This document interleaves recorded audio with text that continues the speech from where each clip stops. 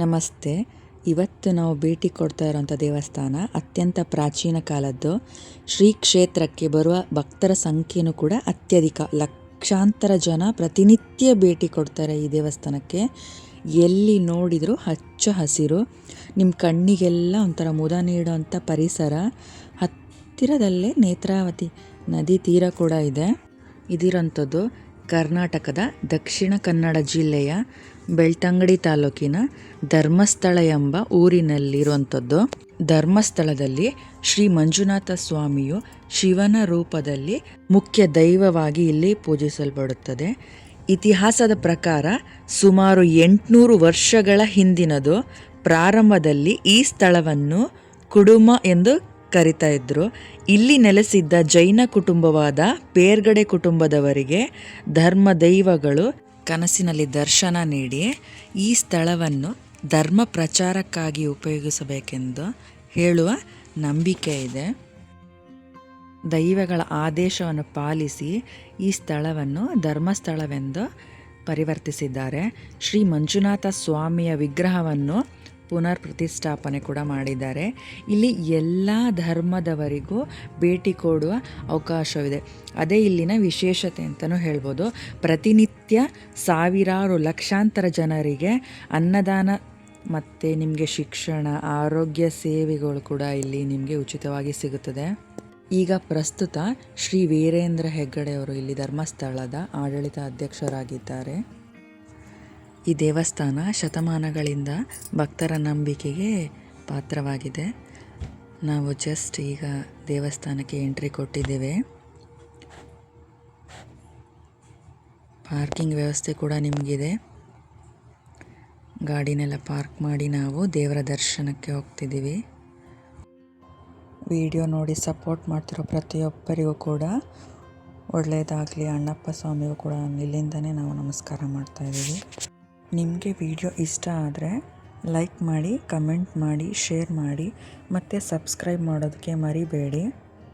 ನಾವು ದೇವರ ದರ್ಶನ ಮಾಡಿ ಡೈರೆಕ್ಟಾಗಿ ಊಟಕ್ಕೆ ಹೋಗಿದ್ವಿ. 2:30 ಆಲ್ರೆಡಿ ಆಗೋಗಿತ್ತು. ದೇವರ ದರ್ಶನ ಆದ ನಂತರ ನಾವು, ನಿಮ್ಮೆಲ್ಲರಿಗೂ ಗೊತ್ತೇ ಇದೆ, ಧರ್ಮಸ್ಥಳ ಹೋಗಿದ ನಂತರ ನೆಕ್ಸ್ಟ್ ಎಲ್ಲರೂ ಕುಕ್ಕೆ ಸುಬ್ರಹ್ಮಣ್ಯಕ್ಕೆ ಹೋಗೋದು ಅಂತ. ನನ್ನ ಮಗನಿಗೆ ನೋಡಿದ್ದೆಲ್ಲ ಬೇಕು ಅಂತ ಕೇಳ್ತಾನೆ ಅಂಗಡೀಲಿ.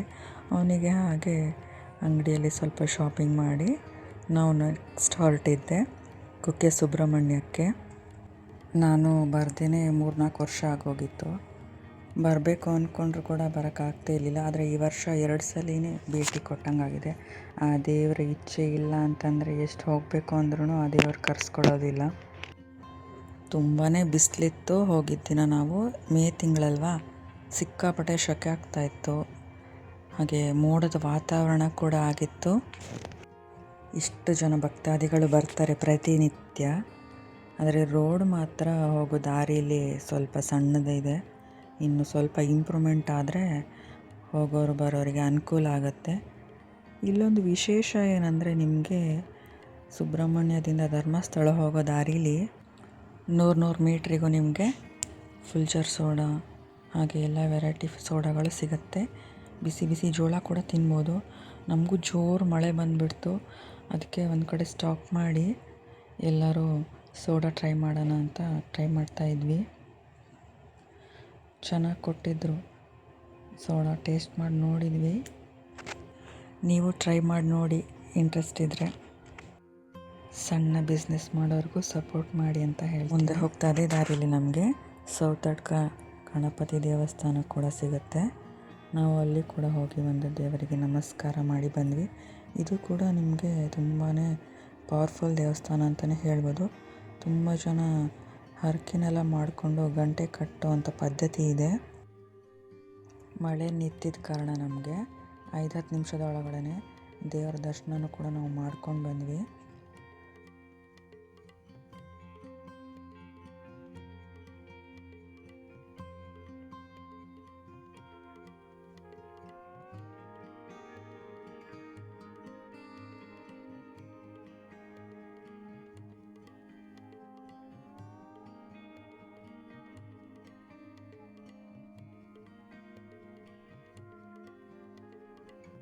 ಸುಬ್ರಹ್ಮಣ್ಯ ಹೋಗ್ತಿದ್ದಂಗೆ ನೆಕ್ಸ್ಟ್ ನಮಗೆ ಸಿಗೋದೆ ಲೆಫ್ಟ್ ಸೈಡಲ್ಲಿ ಬಂದು ನಿಮಗೆ ಮೈಸೂರು ಕೆಫೆ ಅನ್ನೋ ಒಂದು ಹೋಟೆಲು. ತುಂಬಾ ಕ್ಲೀನಾಗಿದೆ ಮತ್ತು ಟೇಸ್ಟ್ ವೈಸ್ ಕೂಡ ತುಂಬಾ ಚೆನ್ನಾಗಿದೆ. ನಾವೆಲ್ಲ 5 ಮಿನಿಟ್ಸ್ ಬ್ರೇಕ್ ಕೊಟ್ಬಿಟ್ಟು ವಾಶ್ರೂಮ್ಗೆಲ್ಲ ಹೋಗಿ ಒಂದು ಟೀ ಕುಡಿಯೋಣ ಅಂತ ಹೋಗಿದ್ವಿ. ನೀವು ಫೋಟೋಶೂಟ್ ಕೂಡ ಮಾಡ್ಕೊಬೋದು. ಕಾರ್ ಪಾರ್ಕಿಂಗ್ ಕೂಡ ಚೆನ್ನಾಗಿದೆ. ಎಲ್ಲ ಮುಗಿಸ್ಕೊಂಡು ನಾವು ಮತ್ತೆ ಟೆಂಪಲ್ ಕಡೆ ಹೊರಟ್ವಿ. ನೇಚರ್ ಎಷ್ಟು ಚೆನ್ನಾಗಿದೆ ಅಲ್ವಾ. ಸಿಟಿ ಕಡೆಯಿಂದ ಬಂದವ್ರಿಗಂತೂ ತುಂಬಾ ಇಷ್ಟ ಆಗುತ್ತೆ. ಫುಲ್ ಫಾರೆಸ್ಟ್ ಏರಿಯಾ ಇದಂತೂ. ಈ ಪುಣ್ಯಕ್ಷೇತ್ರ ಕೂಡ ನಿಮಗೆ ಕುಮಾರ ಪರ್ವತ ಮತ್ತು ಕುಮಾರಧಾರ ನದಿ ಹತ್ತಿರ ಇರುವಂಥದ್ದು. ಪೌರಾಣಿಕವಾಗಿ ಹೇಳಬೇಕು ಅಂದರೆ ಸುಬ್ರಹ್ಮಣ್ಯ ದೇವರು ಕಾರ್ತಿಕೇಯ ಮತ್ತು ಕುಮಾರಸ್ವಾಮಿ ಮಹಾತ್ಮ ಶಕ್ತಿಯ ದೇವರು. ಅವರು ಶಿವನ ಪುತ್ರ. ತಾರಕಾಸುರ ಮತ್ತು ಸುರಪದ್ಮ ಮತ್ತು ಸಿಂಹ ಮುಖ ಎಂಬ ದುಷ್ಟ ರಾಕ್ಷಸರು ಎಲ್ಲ ದೇವತೆಯರಿಗೆ ತೊಂದರೆ ಕೊಡುವಾಗ ಈ ಶಕ್ತಿಗಳನ್ನು ನಾಶ ಮಾಡೋಕ್ಕೋಸ್ಕರ ಸುಬ್ರಹ್ಮಣ್ಯ ದೇವರು ಇಲ್ಲಿ ತಪಸ್ಸಿನಿಂದ ಸೃಷ್ಟಿಯಾಗ್ತಾರೆ. ಸುಬ್ರಹ್ಮಣ್ಯನು ಸುರ ಸಂಹಾರ ಮಾಡಿದ ನಂತರ ನಾಗದೇವತೆಗಳಾದ ವಾಸುಕಿ ಮತ್ತು ಇತರರು ಅವರ ಶರಣಾಗತಿಯಾಗಿ ಆಶ್ರಯ ಪಡೆದರು. ಅವರ ಆಶ್ರಯ ಪಡೆದ ಸ್ಥಳವೇ ಈ ಕುಕ್ಕೆ ಕ್ಷೇತ್ರ ಸುಬ್ರಹ್ಮಣ್ಯ. ಕುಕ್ಕೆ ಎಂಬುದು ಅಗ್ನಿಕುಂಡ ಅಥವಾ ಹೋಮಕುಂಡ ಎಂದರ್ಥ. ನಾಗದೇವತೆಗಳನ್ನು ಸುಬ್ರಹ್ಮಣ್ಯನು ಕುಕ್ಕೆ ಎಂಬ ಹೋಮಕುಂಡದಲ್ಲಿ ರಕ್ಷಿಸಿದನೆಂದು ಪುರಾಣ ಕಥೆ ಇದೆ. ಇಲ್ಲಿ ಸುಬ್ರಹ್ಮಣ್ಯ ಸ್ವಾಮಿಯ ದೇವರ ವಿಶೇಷವಾಗಿ ನಾಗಪೂಜೆ, ಸರ್ಪ ಸಂಬಂಧಿತ ದೋಷ ನಿವಾರಣೆ ಮಾಡಲು ಎಲ್ಲರೂ ಹೋಗಿರ್ತಾರೆ. ಮತ್ತು ಆಶ್ಲೇಷ ಬಲಿ, ಸರ್ಪ ಸಂಸ್ಕಾರ, ನಾಗಪ್ರತಿಷ್ಠೆ ಮುಂತಾದ ವಿಧಿಗಳನ್ನು ಇಲ್ಲಿ ಆಚರಣೆ ಮಾಡಲಾಗಿದೆ. ದೇವಸ್ಥಾನದ ಹಿಂಭಾಗದಲ್ಲಿ ವಿಷ್ಣುಪದ ಎಂದು ಕರೆಯುವ ಪವಿತ್ರ ಸ್ಥಳ ಕೂಡ ಇಲ್ಲೇ ಇದೆ. ಪ್ರಸಿದ್ಧ ನದಿಯಾದ ಕುಮಾರಧಾರ. ಸ್ನಾನ ಮಾಡಿದ ನಂತರ ದೇವರ ದರ್ಶನ ಪಡೆಯುವ ಪವಿತ್ರತೆಗೆ ಸಂಕೇತವಾಗಿದೆ. ಇಲ್ಲಿ ಕೂಡ ನಿಮಗೆ ಲಕ್ಷಾಂತರ ಭಕ್ತರು ನಾಗದೋಷ ಪರಿಹಾರಕ್ಕಂತಲೇ ಬರ್ತಾರೆ. ದಕ್ಷಿಣ ಕನ್ನಡ ಜಿಲ್ಲೆಯಲ್ಲಿರುವಂಥ ಈ ಕ್ಷೇತ್ರ ಕೂಡ ಕಾವೇರಿಯ ಕಣಿವೆಯ ನಾಗದೇವತೆಗಳ ರಕ್ಷಕ ಅಂತಲೇ ಇಲ್ಲಿ ಹೆಸರುವಾಸಿಯಾಗಿದೆ. ಶ್ರದ್ಧೆ ಭಕ್ತಿಯಿಂದ ನೀವಿಲ್ಲಿ ಪೂಜೆ ಮಾಡಿಸೋದ್ರಿಂದ ನಿಮ್ಮ ಕುಟುಂಬದ ಶಾಪ ಅಥವಾ ಸರ್ಪ ದೋಷಗಳಿಗೆ ಮುಕ್ತಿ ಸಿಗುತ್ತೆ ಅಂತ ತುಂಬಾ ಭಕ್ತರ ನಂಬಿಕೆ ಕೂಡ ಇದೆ. ಯಾವ ಜಾತಿ ಧರ್ಮ ಜನಾಂಗದವರು ಕೂಡ ಬಂದು ಇಲ್ಲಿ ನೀವು ಪೂಜೆಯನ್ನು ಸಲ್ಲಿಸ್ಬೋದು. ದೇವರ ದರ್ಶನ ಆದ ನಂತರ ನಿಮಗೆ ಭೋಜನ ವ್ಯವಸ್ಥೆ ಕೂಡ ಇದೆ. ರಾತ್ರಿ ಊಟ ಆದ ನಂತರ ಎಲ್ಲರೂ ವಾಪಸ್ ನಾವು ನಮ್ಮ ರೂಮಿಗೆ ತೆರಳಿದ್ವಿ.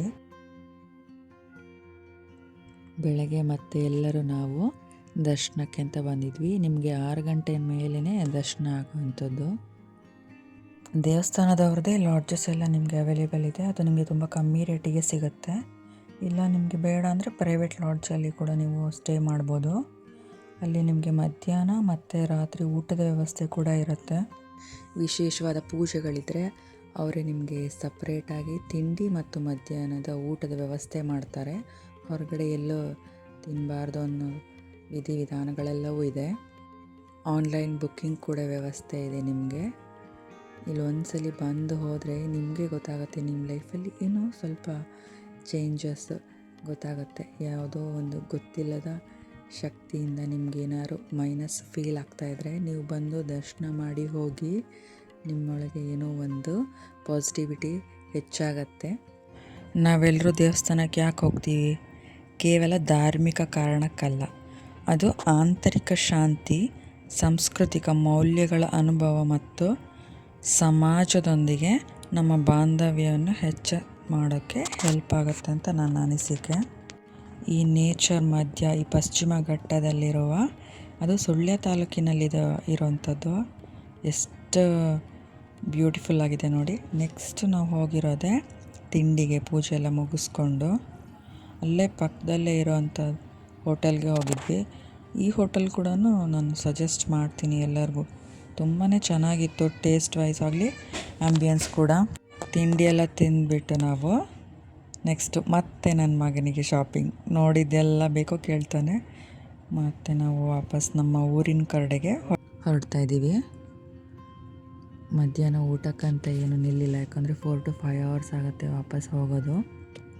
ಮುಂದೆ ಹೋಗ್ತಾ ಕಾರ್ಕಳದಲ್ಲಿ ಊಟ ಮಾಡೋಣ ಅಂತ ನೋಡುವಾಗ ಆಲ್ರೆಡಿ 2:45 ನಮಗೆ ಸಿಕ್ಕಿರೋದು ಅಲ್ಲಿ ಬೈಪಾಸಲ್ಲಿ ಸಾಗರ್ ಹೋಟೆಲ್ ಅಂತ. ಫಸ್ಟ್ ಟೈಮ್ ಹೋಗಿರೋದು ನಾವು ಇಲ್ಲಿ ಹೋಟೆಲ್ ಕೂಡ ತುಂಬ ಕ್ಲೀನಾಗಿತ್ತು, ಆ್ಯಂಬಿಯನ್ಸ್ ಕೂಡ ತುಂಬ ಚೆನ್ನಾಗಿತ್ತು, ಊಟ ಕೂಡ ತುಂಬ ವೆರೈಟಿ ಇತ್ತು, ಆದರೆ ಸ್ವಲ್ಪ ಕಾಸ್ಟ್ಲಿ ಅನ್ನಿಸ್ತು.